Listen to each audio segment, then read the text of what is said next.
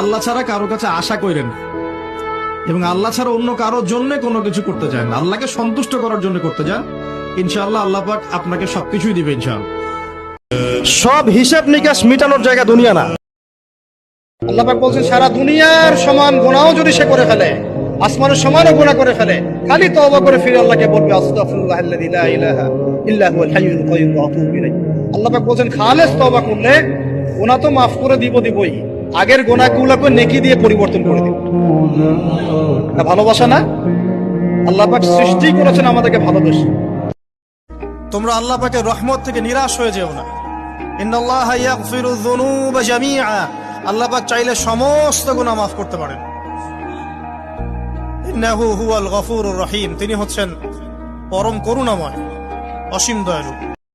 আল্লাহ আপনাকে ভালোবাসেন এবং আল্লাহই আপনাকে প্রকৃত অর্থে ভালোবাসেন, বাকিরা আপনাকে স্বার্থের জন্য ভালোবাসেন। মনে রাখবেন, প্রকৃত অর্থে শুধু আল্লাহই তার বান্দাদেরকে ভালোবাসেন, বাকিরা মানুষের অবস্থানকে ভালোবাসে, মানুষের ব্যক্তি সত্তাকে নয়, আপনার আত্মাকে নয়, আপনার অবস্থানকে। এটা আপনি হারে হারে উপলব্ধি করবেন যত দিন যাবে। তবে তাদের জন্য একটা সুসংবাদ, সেটা হলো আল্লাহ